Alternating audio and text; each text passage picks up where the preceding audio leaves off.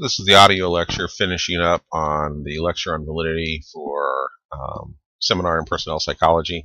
So we left off on various methods to basically measure construct validation. So we just finished multi-trait, multi-method matrix. Another version is simply known group differences. Basically, known group differences is, again, instead of making a single correlation, we're now actually testing hypotheses of what the construct should and should not predict. So this is often viewed as also an ANOVA approach. So the hypotheses are often going to be to the nature of top performers should be highly rated in this, bottom performers should be lowly rated, people that stay with the company for a longer period of time should be highly rated, and whatever the construct is, people that leave quickly should be lower rated. In other words, it's kind of turning it back on itself, and instead of us trying to predict individual correlations, we're now actually looking for known group differences. So, for example, if we have a construct that we're trying to measure that we expect to be related to tenure, related to performance, we look at the IVs in the ANOVA being top, middle, or bottom performers, or high tenure versus low tenure, and we're looking for statistically significant differences then in our actual construct. Another method we can use in construct validation is factor analysis, which is basically a statistical technique for examining the underlying dimensions within a test. And this is especially useful if we have a multi-construct or multi-subgroup test. So, for example, if we have a general cognitive ability test, but we anticipate that there is going to be additional factors, mathematical ability, spatial visual ability, verbal ability, we would actually test to see, does those beliefs pan out? Do we actually find statistical, numerical information that suggests that there are, in fact, these subscales? So generally, a factor analysis is looking at a couple of things. It is looking at the intercorrelational matrix. So, for example, we've got vocabulary here. That's number one, going down the vertical axis. It's related an R of 0.22 to algebra and R of 0.20 to geometry, but it's more related to analogies, 0.77, and word problems in algebra, 0.50. Likewise, algebra, number 2, is not highly related with analogies, 0.21, but is related to geometry, 0.65, and somewhat related to algebra word problems, 0.48.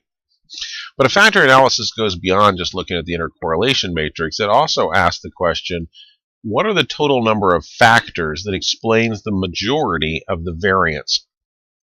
And from that, we actually get factors. And factors are usually based on not explaining all the variance, but explaining more variance than any single item would by itself.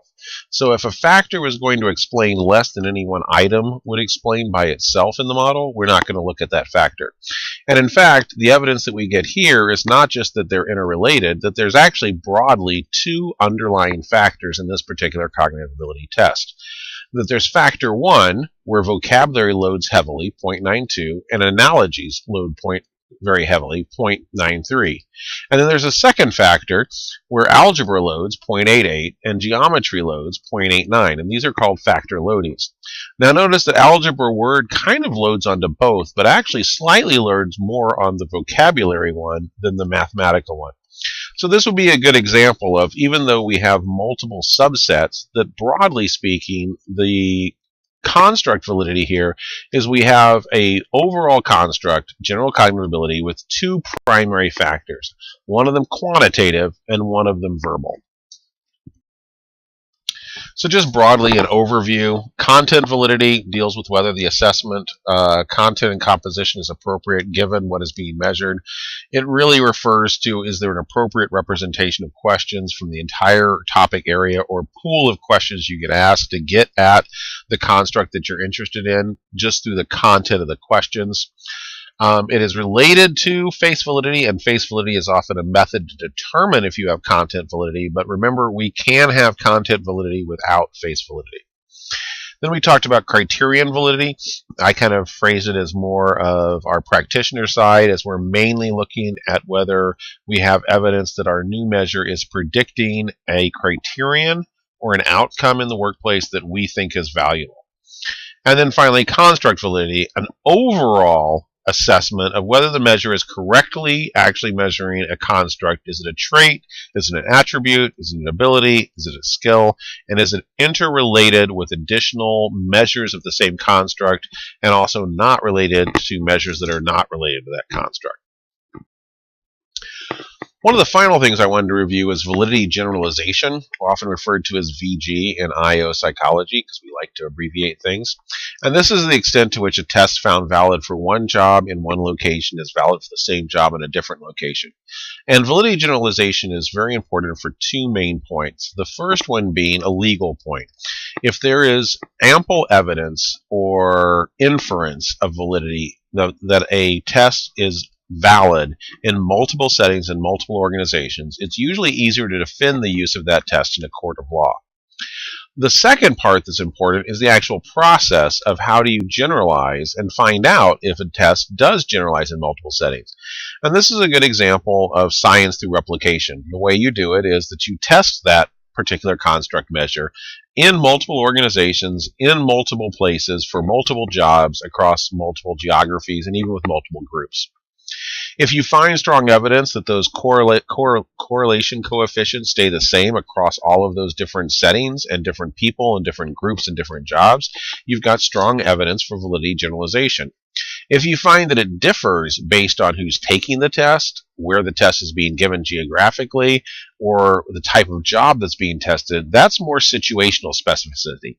It says that a test is valid for some situations in some locations and some jobs, but it's not automatically appropriate in other locations. In other words, this is a test that needs to have local validation studied anytime it's going to be used. So when we're doing a validity generalization test, what we're basically wanting to do is parcel out two major pieces of variance. We want to ask how much of the criterion is being predicted by the construct test across multiple studies. So again, if we're doing validity generalization, we are comparing multiple studies that looked at different cultures, different geographic regions, different job titles, different job descriptions, but always using the same measure of a construct and always matching it with a criterion, generally performance. So we want to parcel out two pieces of information. First, we want to get what is the average amount of performance that is being predicted by this particular construct measure. The second thing we want is how much variance is occurring not due to variance between that construct and performance, but actually is due to the error of different samples, different places, different measurements, different geographies. So a validity generalization study is going to basically statistically separate out how much variance is being explained by our predictor, the construct we're interested in across all these studies, and how much variance is not associated with performance and the criteria and the predictor at all. It is simply variance based on the fact that we're doing studies in different locations with different people who are going to vary.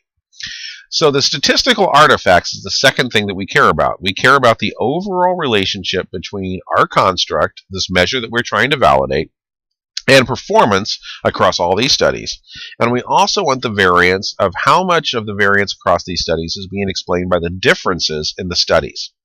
And those differences can include sample size, the reliability of the criterion, in other words, how they measured performance, differences in test reliability. So the exact same test will come up with slightly different reliability information in each new sample. Differences in restriction and range. So in some studies, we may be looking at the relationship between our predictor, the construct we're interested in measuring, and an outcome, performance, where everyone's a top performer. But in another study, we might be looking where everyone's a bottom performer and needs to be fired. And in another study, it might be more variance, where there's both top, middle, and bottom performers. Differences in criterion contamination and deficiency, so the quality of the criterion, how performance is measured. In some studies, performance may be a 1 to 4 rating given by a manager. In another study, performance may be hard objective data like actual performance figures or sales figures. And in another one, it may be 360-degree evaluations. Again, how much of the variance between the successful prediction of performance by our construct that we're interested in is not being explained by the actual relationship, but explained by simply the difference in the predictor used. any computational, typographical, and transcription areas, and also slight differences in the factor structure. All of these are quantified in all of the studies, and then we use that information to generate these two pieces of information. How much variation is due to changes in the study, and then after you account for that, how strong is the relationship between your measure and the performance measure or criterion across all those studies.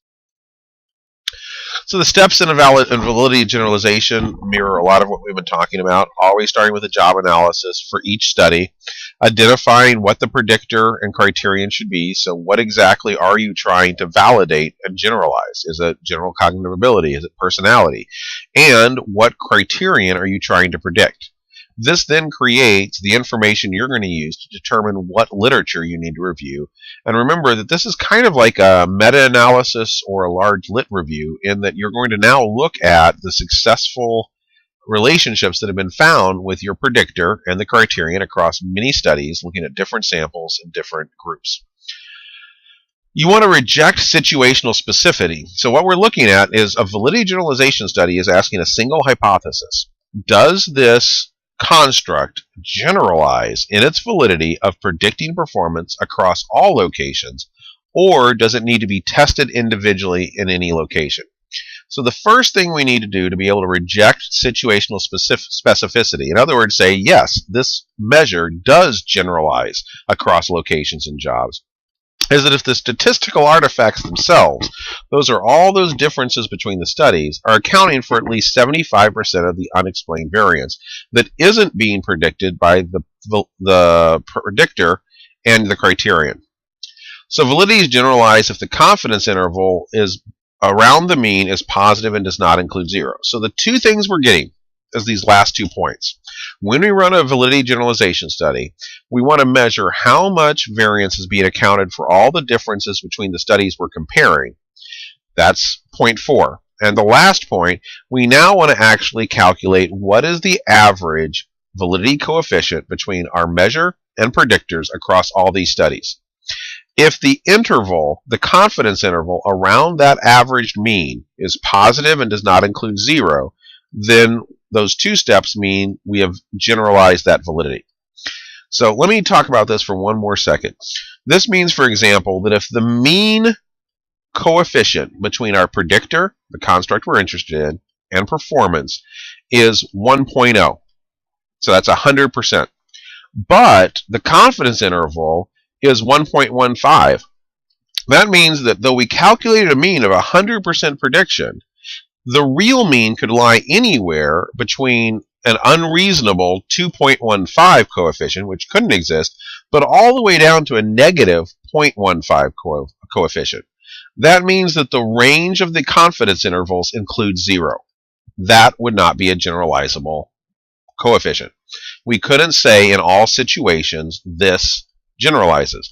What it means is that in most situations it generalizes very well, but there's a few situations it doesn't. More reasonably, we might find that the validity coefficient mean, again from all these studies, might be an R of 0.30, and the confidence interval is 0.05, which means that the mean across all these studies of the actual relationship between the predictor and criterion is somewhere between 0.25 and 0.35.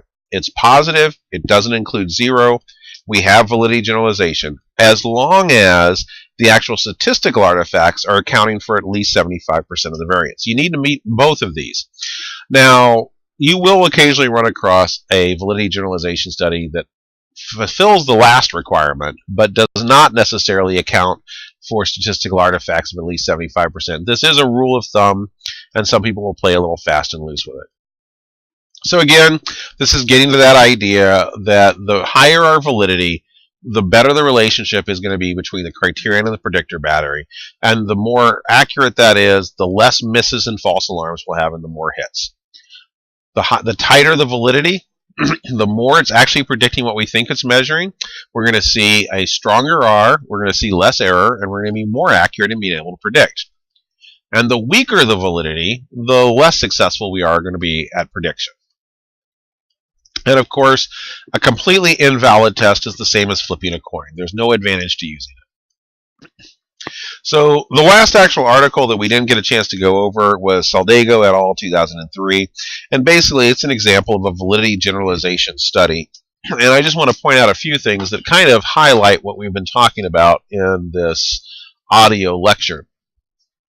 And that is that what they looked for was general mental ability, so general cognitive ability, and they were looking at both. There's already been meta-analyses that have looked at the U.S. that have basically validated and generalized the validation, so validity generalization studies that have shown that cognitive ability is a good predictor across almost all jobs in the U.S. So what they were wanting to look at was specifically, is there a difference then between the U.S. and the EC? So they did a test of basically a meta-analysis looking at the European Union, the European community, and they did indeed find further evidence for the validity of generalization of GMA. In fact, they actually found that it was a little bit more predictive in Europe than it was in the United States, and they kind of talked a little bit about why that might be, including, again, some of these statistical artifacts. So how performance is measured, for example, in Europe, where it's more likely to be a single subjective rating compared to the U.S. that tends to be a little bit more likely to use objective ratings. Now, if you look on page 586 of the article, you can pause the recording right now if you want to get that out. But I want to point out to you a few of the things we were just talking about. So on page 586 is Table 5. And if you look at the very top horizontal line, you see GMA. So the first thing, if you go 3 over, you're going to see an R of 0.29. That's actually the average of how well it predicts across all these studies. So that's what's saying that overall cognitive ability in the European sample is predicting performance with an R of 0.29. So again, 0.29 times 0.29, a little under 9% of the variance explained. If you skip on over a few more, you're going to see percentage of VE. So again, that VE now is actually variance accounted for by the artifacts error. So the error that was attributed to the different types of studies. We've just squeaked across the line here. We see 7.5. So 75% of the variance is actually being explained between these studies. In other words, it's saying these studies are finding vast differences.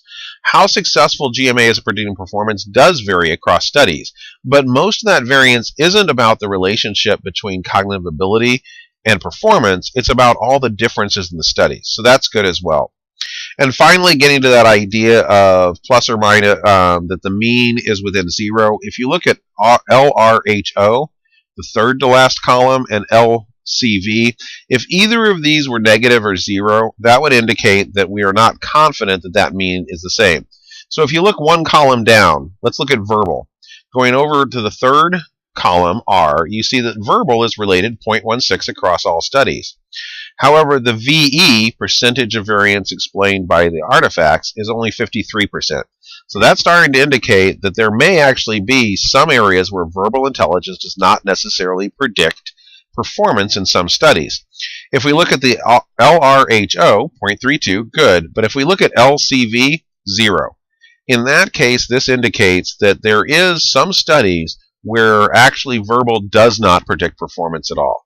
And this would be an indication that at least for verbal intelligence, we have specificity in our generalization. You need to validate that based on the study or based on the job that you're looking at and based on the location. But general mental ability passed the test. It has been validated to be valid across all of the studies that we looked at. I hope this was helpful to you, and if you have any questions, please let me know.